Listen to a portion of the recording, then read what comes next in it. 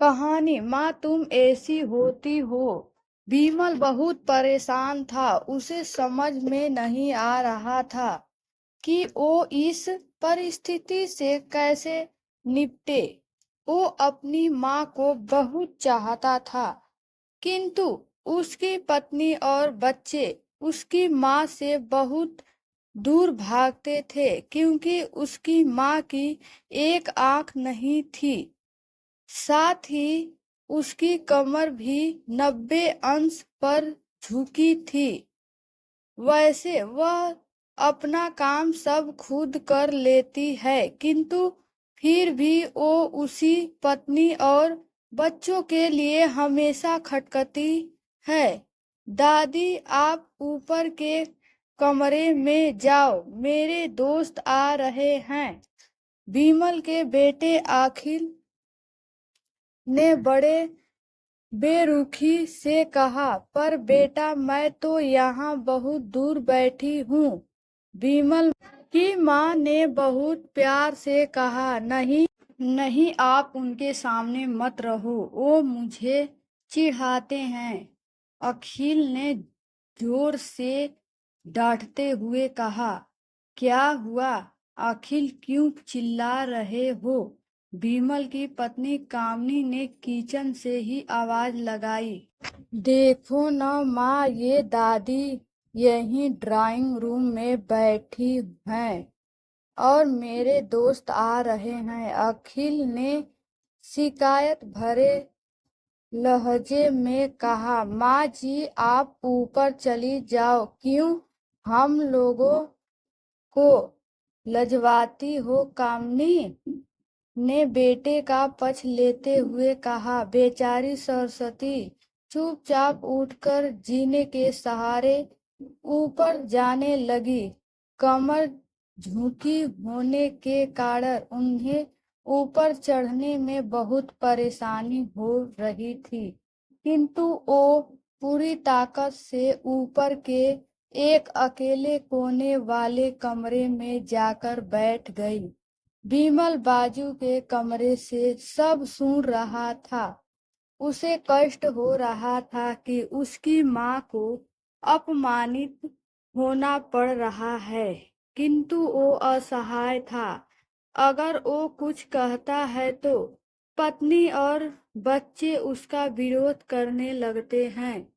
दूसरे उनके तर्क भी सही लगते हैं, चूंकि वो एक प्रशासनिक अधिकारी था। उसका सामाजिक स्तर बहुत ऊंचा था। उसकी ससुराल भी एक उच्च घराने में थी, अत वह चुपचाप इस तरह हर दिन अपनी माँ को अपमानित होते देखता रहता था। रात को विमल की पत्नी ने कहा, देखो जी अब कुछ करो, कल कलेक्टर साहब की पत्नी आई थी। माँ जी अपनी देसी धुन धरा में उनसे मिली, मुझे बहुत शर्म आ रही थी, बताते हुए कि ये मेरी सास हैं। मैंने कह दिया कि दूर की रिश्तेदार हैं, इलाज कराने आई है। विमल को रोना आ गया, किंतु फिर भी वह चुप रहा। उसे समझ में नहीं आ रहा था कि वो क्या करे। अपने बेटे की मन स्थिति को सरस्वती अच्छी तरह से जानती थी और बेटे को कोई कष्ट न हो, इसलिए वो हर बात को चुपचाप सह लेती थी। विमल बहुत उदास रहने लगा। एक तरफ परिवार और सामाजिक स्तर पर जीने की प्रतिबद्धता थी, तो दूसरी ओर माँ से अपने बेटे की यह हालत नहीं देखी गई। एक दिन उसने अपने बेटे से कहा, विमल बहुत दिन हो गया है, मैं अपने गांव जाना चाहती हूँ, मुझे वहां पहुंचा दो। मेरा यहाँ मन नहीं ला रहा। किंतु माँ वहां तो कोई नहीं है, तुम्हारी देखभाल कौन करेगा? विमल ने आश्चर्य से पूछा, अरे सब गांव वाले तो हैं, और वो तुम्हारे मामा जी तो उसी गांव में रहते हैं और फिर हम सारी व्यवस्थाएं कर आएंगे न। कामनी को तो जैसे मन की मुराद मिल गई हो। हाँ बेटा, बहू सही कह रही है, सरस्वती ने लंबी सांस लेते हुए कहा। विमल जानता था कि गांव में माँ की देखभाल करने वाला कोई नहीं है, लेकिन अपनी पत्नी की जिद के कारण वह अपनी माँ को गांव छोड़ने पर विवश हो गया। माँ को गांव छोड़कर आते वक्त उसे रोना आ रहा था तथा अपनी बेओसी पर गुस्सा भी आ रहा था, किंतु परिवार, पत्नी और समाज ने उसके इन मनोभावों को दबा दिया और वो सुकून रहे थे। डॉक्टर रमेश ने जैसे ही घर में कदम रखा, सब ने मिलकर बहुत उत्साह से उनका स्वागत किया। क्यों विमल भाभी नहीं दिख रही?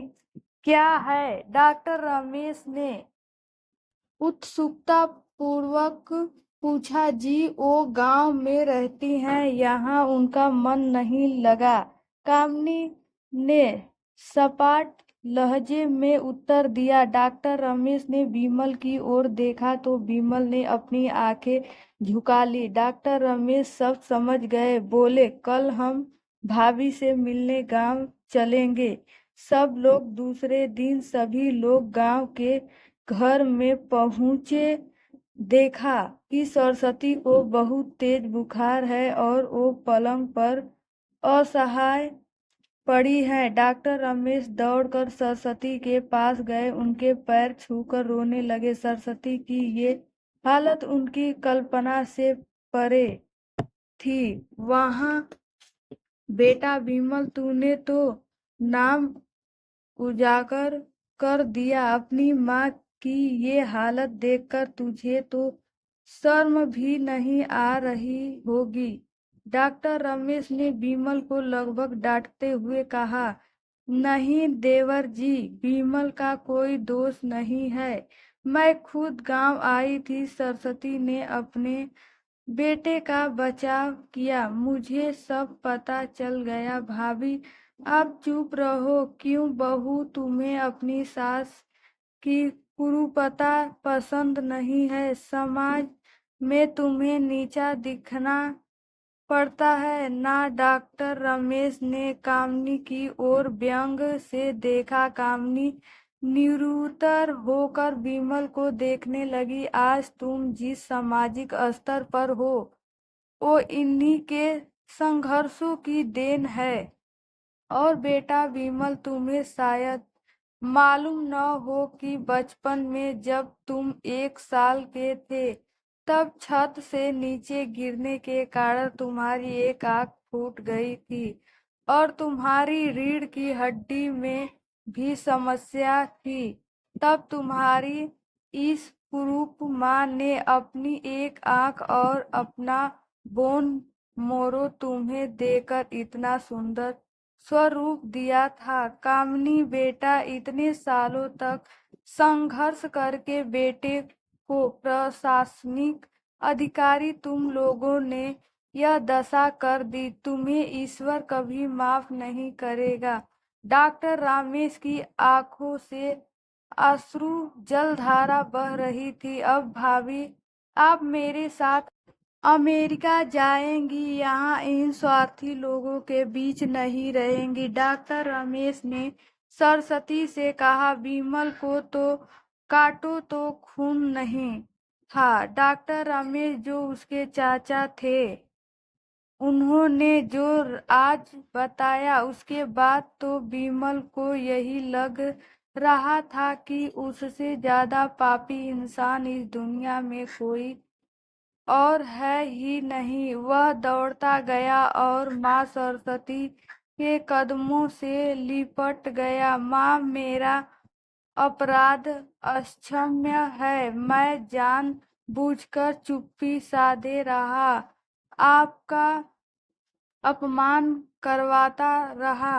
अब सिर्फ आप ही उस घर में मेरे साथ रहेंगी और कोई नहीं। विमल ने अज्ञ दृष्टि से अपनी पत्नी और बच्चों को देखा। कामिनी को भी बहुत आश्चर्यपात हो रहा था, किंतु उसकी हिम्मत नहीं हो रही थी कि वो सरस्वती से आंख मिलाए। सरस्वती ने कामिनी की मन स्थिति को समझकर उसको पुचकारते हुए अपने पास बुलाया और विमल को डांटते हुए कहा, खबरदार, जो मेरी बहू को मुझसे अलग करने की कोशिश की तो तुझे ही घर से बाहर निकाल दूंगी। कामिनी और बच्चों ने सरस्वती के पैर पड़ते हुए अपने व्यवहार पर माफी मांगी और माँ के हृदय ने सबको माफ कर दिया है।